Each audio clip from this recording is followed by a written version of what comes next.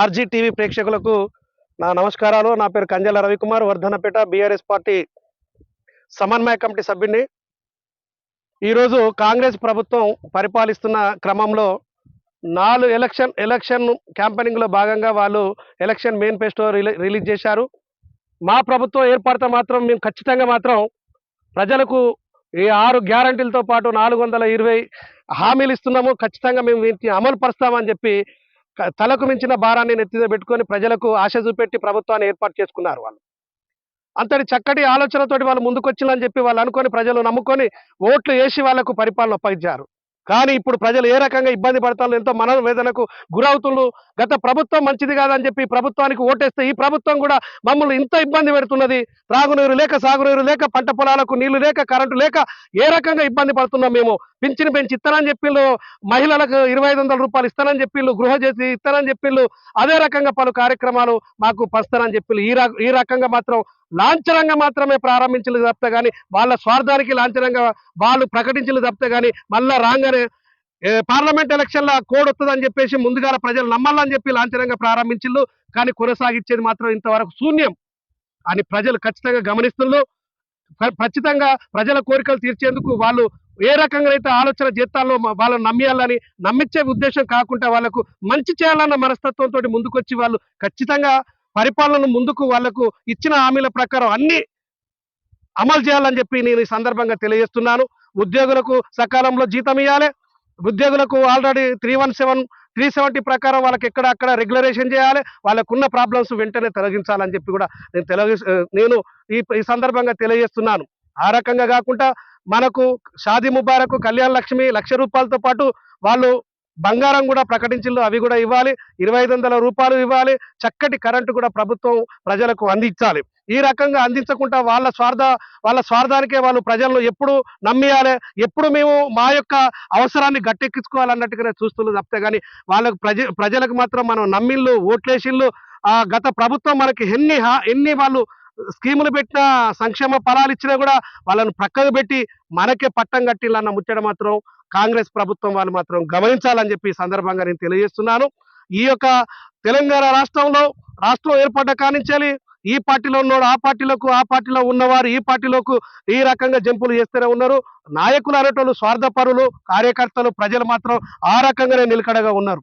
నేను ఈ సందర్భంగా తెలియజేసేది ఏంటంటే బీఆర్ఎస్ పార్టీలో ఎంతో మంది వచ్చిళ్ళు, ఎంతో మంది పోయిళ్ళు. వారు వచ్చిన వారు ఉద్యమ కాలంలో లేరు, ఇప్పుడు కూడా లేరు. వాళ్ళ స్వార్థాన్ని చూసుకొని వాళ్ళు పోయిళ్ళు. ఈ రకంగా మాత్రం ఖచ్చితంగా ప్రజలు వారిని గమనించాలని చెప్పి సందర్భంగా తెలియజేసుకుంటున్నాను. గత ప్రభుత్వంలో ఏదన్నా ఒడిదొడుకులు జరిగినా, ఇబ్బందికరమైన పరిస్థితులు వచ్చినా వారు మంచి వాళ్ళు కాదు, మీరు మంచి వాళ్ళు అనే చెప్పి ప్రజలు మీకు ఓటేసిళ్ళు. ఆ యొక్క జరిగిన లోపాన్ని పదే ఏలెత్తి చూపెట్టకుండా ప్రజలకు ఏ రకంగా ఉపయోగపడేటట్టు పనులు చేయాలి, ప్రజలకు ఏ రకంగా చేస్తే మేలైతుంది, ప్రజలు మనకు ఎందుకు పట్టం కట్టిళ్ళు అని చెప్పి మీరు గొప్పగా ఆలోచించి ప్రజా పరిపాలన అనేది ముందుకు సాగించాలని చెప్పి మిమ్మల్ని ఈ సందర్భంగా కోరుకుంటున్నాను. మీరు తీసుకునే నిర్ణయాలు తక్షణమే తీసుకోవాలి, ప్రజలకు మేలు చేసే విధంగా ఉండాలి. కానీ ఎలక్షన్ల కూడొస్తుందని చెప్పి హడావిడిగా ఏ కార్యక్రమం చేయొద్దు, ప్రజలకు మంచి పరిపాలన అందించాలని చెప్పి నేను కోరుకుంటున్నాను. బీఆర్ఎస్ ప్రభుత్వం ఇప్పుడు పార్లమెంట్ ఎలక్షన్ లో భాగంగా 19 స్థానాలకు పోటీ చేస్తున్న అభ్యర్థులందరినీ వెనుక ముందు ఎట్లనైనా కూడా ప్రకటించిన వారందరూ కూడా భారీ మెజార్టీ తోటి ఖచ్చితంగా 16 స్థానాల్లో కూడా బీఆర్ఎస్ ప్రభుత్వం ఎంపీలుగా గెలిచి వాళ్ళను ఢిల్లీకి పంపించే ఆలోచనలో ప్రజలు ఆలోచిస్తున్నారు. కాంగ్రెస్ పార్టీని నమ్మి ప్రభుత్వాన్ని మీకు ఆల్రెడీ అందిస్తే మీరు ఏ రకంగా ప్రజలకు ఇచ్చిన హామీలను పక్కకు పెట్టి మీరు ప్రజలు ఏ రకంగా ఇబ్బంది పెడతారో వాళ్ళు గమనిస్తున్నారు. కాబట్టి దాన్ని వాళ్ళు ఖచ్చితంగా ప్రజలు గమనించి ఈ రాబోయే పార్లమెంట్ ఎలక్షన్లలో ఖచ్చితంగా కూడా బీఆర్ఎస్ అభ్యర్థులకే ఓట్లేసి ఖచ్చితంగా భారీ మెజార్టీ తోటి 16 మందిని గెలిపిస్తారని చెప్పి సందర్భంగా తెలియజేసుకుంటున్నాను. మన రాష్ట్రంలో ఉన్న 3 పార్టీలు ముఖ్యమైనవి, BRS, Congress party, BJP party ఎప్పుడు కానీ మన రాష్ట్రం నుంచి అత్యధికంగా జిఎస్టీ వసూలు చేసి దాదాపు 4-5 రాష్ట్రాల నుంచి వచ్చే జిఎస్టీ కన్నా మన రాష్ట్రం నుంచి ఎక్కువ జిఎస్టీ ఖచ్చితంగా కలెక్షన్ అవుతుంది. ఆ యొక్క డబ్బులు మన రాష్ట్రానికి ఖర్చు పెట్టినా కూడా మన రాష్ట్రం సస్యశ్యామలం అవుతుంది. అయినా కూడా అంతా మన దగ్గర నుంచి లబ్ధి కేంద్రానికి పోయినా కూడా సౌతి ప్రేమే మన మీద చూపెడతాను, ప్రజలు గమనిస్తాను అని చెప్పి ఈ సందర్భంగా నేను తెలియజేస్తున్నాను. పక్క రాష్ట్రాలకు వేల కోట్ల రూపాయలు వెచ్చించి డెవలప్మెంట్ చేస్తుంది కేంద్ర ప్రభుత్వం. మన దగ్గరికి మాత్రం ఏదో నీళ్ళలో చేయబెట్టి ఇట్లా దులిపినట్టే సౌత్ ప్రేమ చూపెట్టినట్టే ఆ రకంగానే ముందుకు సాగుతుంది. కాబట్టి మన తెలంగాణ సాధించగానే సరిపోదు, దాని పరిపూర్ణత అనేది జీవితకాలం మనం ఉంచుకోవాలి. కాబట్టి తెలంగాణ వాదుల్ని, తెలంగాణ నాయకుల్ని పార్లమెంటుకు పంపాలి, భారీ మెజార్టీతో గెలిపించాలని చెప్పి ఈ సందర్భంగా నేను తెలియజేసుకుంటున్నాను. ప్రజలకు ఒక్కడే విజ్ఞప్తి చేస్తున్నాను, మంచైనా చెడైనా తెలంగాణ రాష్ట్రం ఏర్పడ్డ తర్వాత 2 సార్ల కన్నా ఎవరికి ఎప్పుడు మనం అవకాశం ఇవ్వలేదు. అయినా కూడా మనం దాన్ని ఆ రకంగానే ముందుకు కొనసాగిస్తున్నాము. ఈ ఈ మనం చేసిన పరిపాలన విధానంగా రాష్ట్రంలో కాంగ్రెస్ పార్టీ ఉన్నది. ఖచ్చితంగా మనకు భారతదేశంలో పార్లమెంట్లో ఖచ్చితంగా తెలంగాణ వాదాన్ని వినిపించే బీఆర్ఎస్ పార్టీ నాయకులు మాత్రమే ఉండాలని ఈ సందర్భంగా నేను తెలియజేసుకుంటున్నాను.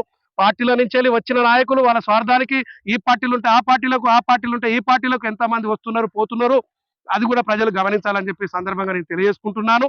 ప్రభుత్వం నుంచి వెళ్ళి ప్రజలకు అందే సంక్షేమ పథకాలలో ఎలాంటి అవంతరాలు జరుగుతున్నాయి, ఆయన ఇచ్చిన ఇంతవరకు నేను ఎక్కువ ఇస్తా, గత ప్రభుత్వం తక్కువ ఇస్తాంది అన్న ముచ్చటలో భాగంగా ఏది ఒక్క రూపాయి పెంచి ఇంతవరకు ఇవ్వలేదని కూడా ప్రజలు గమనించాలని ఈ సందర్భంగా నేను తెలియజేసుకుంటున్నాను. ప్రజలు చక్కటి తెలంగాణ వాదాన్ని అర్థం చేసుకొని తెలంగాణ అభివృద్ధిని కోరుకొని గమనించి మీరు మీ అమూల్యమైన ఓటును ఖచ్చితంగా బీఆర్ఎస్ పార్టీ అభ్యర్థులకు వేసి అత్యధికంగా మెజార్టీతో గెలిపించాలి.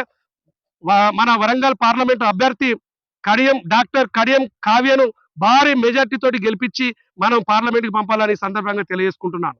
వాళ్ళ కడియం సిఆర్ గారి కూతురు కడియం కావ్య, డాక్టర్ కడియం కావ్య గారు, కడియం సిఆర్ గారు మన తెలంగాణ రాష్ట్రానికి ఎన్ని దఫాలుగా మంత్రి అయిండు, ఎన్నిసార్లు ఎమ్మెల్యే అయిండు, ఎంత డెవలప్మెంట్ కార్యక్రమాలు చేసిండు, ఎన్ని నిర్ణయాలు కేబినెట్ లో ఉండి తీసుకున్నాడు. వాళ్ళ కూతురు కూడా ఆ రకంగానే మన పార్లమెంట్లు అభ్యర్థిగా గెలిపించి మనం పార్లమెంట్కి పంపిస్తే మన వరంగల్ను కూడా చాలా డెవలప్మెంట్ చేస్తుందని చెప్పి ఈ సందర్భంగా నేను తెలియజేసుకుంటున్నాను. ప్రజలు దీన్ని గమనించి ఖచ్చితంగా కూడా సముజ్జి అనేది ఒకటి ఉండాలి. రాష్ట్రాన్ని వీళ్ళకి ఇచ్చినాం, మనం పార్లమెంటును మాత్రం బీఆర్ఎస్ పార్టీకి ఇస్తే మంచి పోటీతత్వం ఉంటుంది, పరిపాలన మంచిగా ఉంటుంది. ప్రజలు గమనించి ఈ యొక్క చక్కటి అవకాశాన్ని బీఆర్ఎస్ పార్టీకి ఇవ్వాలని చెప్పి ఈ సందర్భంగా మీకు తెలియజేసుకుంటున్నాను.